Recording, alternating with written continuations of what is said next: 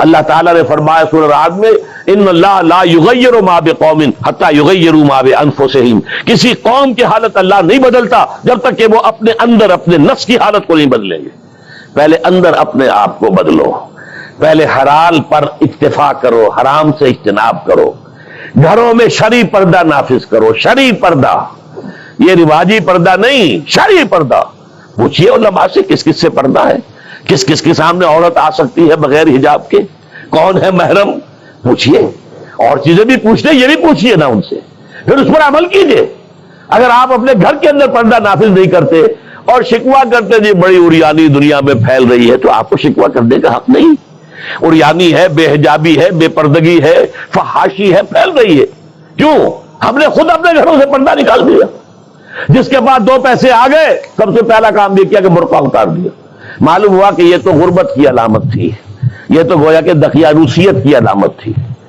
تو ہمیں یہ سوچنا چاہیے، ہماری معاشرت، اب کسی نے قانون تو ہمارے اوپر نافذ نہیں کیا ہے کہ عورتیں پردہ نہ کریں، اللہ کا شکر ہے آج تک پاکستان میں تو ایسا نہیں ہوا ہے۔ مسلمان ملک ایک ترکی بھی ہے، وہاں عورت اپنا سر بھی نہیں ڈھانپ سکتی۔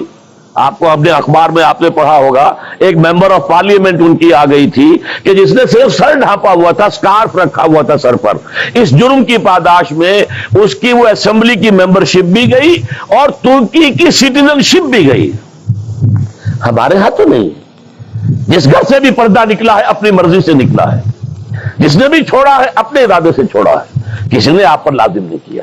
تو پہلا کام دیکھیے اصلاح معاشرہ کا، پہلے اپنے آپ کو بدلو، اپنے آپ کو ٹھیک کرو، اپنے کردار کو، اور دونوں اعتبارات سے اپنی معاش اور معاشرت، معاش آپ کی جو بھی کمائی ہے جس پر آپ کا گزارا ہے اس میں کوئی حرام کی آمیزش نہ ہو، معاشرت جو رہن سہن ہے، باقی ظاہر بات ہے چور کا ہاتھ تو آپ نہیں کاٹ سکتے، وہ تو جب تک قانون نہ بنے اور وہ نظام نہ بدلے، زانی کو آپ سنسار نہیں کر سکتے جب تک کہ شریعت کا قانون جو ہے اس کی بالادستی نہ ہو جائے، وہ آپ نہیں کر سکتے، سود آپ ختم نہیں کر سکتے جب تک کہ وہ نظام حکومت ختم نہ کرے، ورنہ تو ہر ایک جو ہے پورے ہمارے نظام کا جو ہے تانا بانا سود پر ہے۔ لیکن خود تو اپنے آپ کو بچا سکتے ہو، ڈائریکٹ انوالومنٹ تو نہ ہو سود میں، خود تو سود پر قرض نہ لو، خود تو اپنی بچت وہاں رکھ کر اس پر سود نہ کھاؤ، اور پھر ڈپازٹ رکھ کر جو ہے سود نہ کھاؤ۔ کم سے کم ان دونوں اعتبارات سے جب تک کہ ہم اپنے آپ کو، تقویٰ تو بہت اونچی چیز ہے، اور تقویٰ بھی وہ جتنا کہ اللہ کے تقویٰ کا حق ہے، تو بہت اونچی بات ہے، کم سے کم جو صریح حرام ہے اس سے تو بچیں۔ تو پہلی منزل یہ، بلکہ میرے اب آج کی ترتیب میں دوسری منزل ہوئی۔ پہلی منزل کیا تھی؟ یقین والا ایمان حاصل کرو، یقین پیدا کرے ناداں، یقین سے ہاتھ آتی ہے وہ درویشی کہ جس کے سامنے جھکتی ہے فقوری۔ ایسے ایسے درویش گزرے ہیں۔ اب یہ خواجہ نظام الدین اولیاء رحمت اللہ علیہ دلی میں ایک تخت ہوتا تھا بادشاہ کا، ایک تخت ہوتا تھا ان کا روحانی تاجدار۔ وہ کون تھے؟ نظام الدین اولیاء رحمت اللہ علیہ۔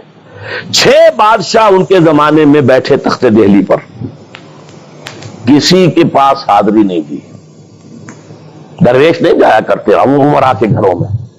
ایک بادشاہ نے کہا کہ میں آنا چاہتا ہوں، روک دیا، نہیں میرے پاس مت آؤ۔ اس نے کہلوایا میں آ جاؤں گا، آپ کا دربار عام ہے، کھلا ہے، سب آتے، میں بھی آ جاؤں گا، آپ مجھے کیسے روک سکتے ہیں؟ جواباً کہلوایا کہ اگر بادشاہ ایک دروازے سے داخل ہوا تو درویش دوسرے دروازے سے نکل جائے گا۔ جھک رہا ہے کہ نہیں بادشاہ؟ جب آیا تھا بابر یہاں پر حکومت وہ جنگ کرنے کے لیے، پانی پت کی پہلی جنگ ہونے والی تھی سن 1526 میں، پتہ نہیں یہ تاریخ بھی اب لوگوں کو معلوم ہے کہ نہیں، تو وہاں کون تھا؟ ابراہیم لودھی بادشاہ تھا دہلی کا۔ وہ آیا ہے شیخ عبد القدوس گنگوہی رحمت اللہ علیہ کے پاس کہ حضور حضرت میرے لیے دعا کیجئے، بڑا وقت سخت آ گیا ہے، بابر فوج لے کر آ گیا ہے۔ ان کا دعا نہیں کی، فرمایا ہٹ جاؤ یہاں سے، ہماری دھوپ چھوڑ دو، دعا نہیں کی۔ وہ آیا ہے ہاتھ جوڑ رہا ہے، دعا کی، دعا نہیں کی، اس لیے کہ ظالم حکمران تھا اور بابر نے شکست دی۔ تو یہ فقیروں کے پاس چل کے بادشاہ کیوں جا رہے ہیں؟ اس لیے کہ وہ یقین ہے دل کے اندر، یقین پیدا کرے ناداں، یقین سے ہاتھ آتی ہے وہ درویشی کے جس کے سامنے جھکتی ہے فغفوری۔ بادشاہ جھکتے ہیں جن کے سامنے، وہ کس سے حاصل ہوتی ہے؟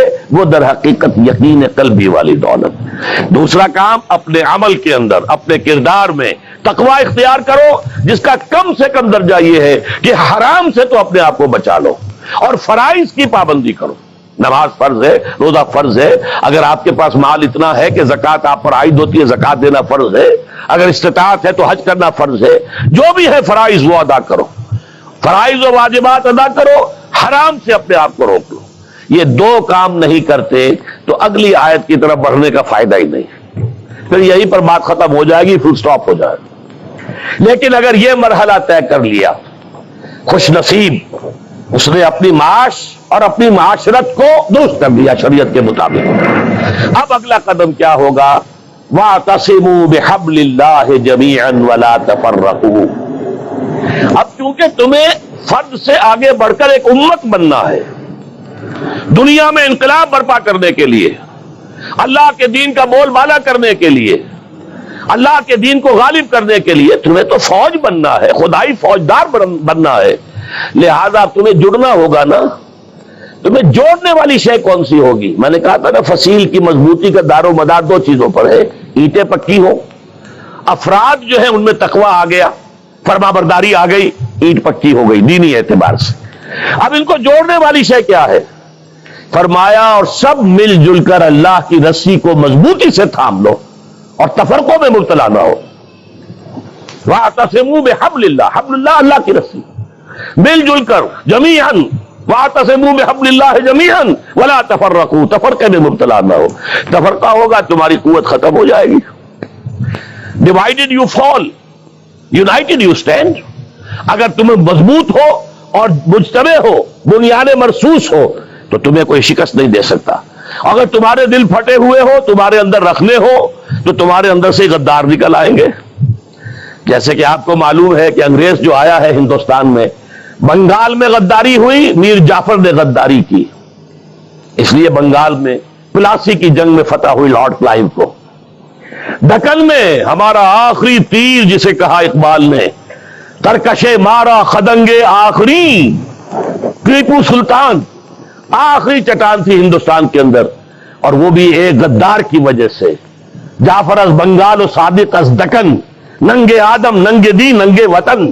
تھے کون؟ مسلمان تھے. لیکن یہ کہ اگر آپس میں تفرقہ ہے، آپ کے تفرقے کو دشمن استعمال کرے گا، آپ کو آپس میں ٹکرائے گا، ایک کے مقابلے میں دوسرے کی مدد کرے گا، کبھی دوسرے کے مقابلے میں آپ کی مدد کرے گا، تاکہ آپس میں ٹکرا کر ختم ہو جاؤ.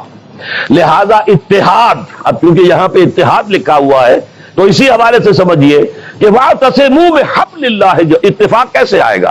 اللہ کی رسی کو مضبوطی سے تھامو.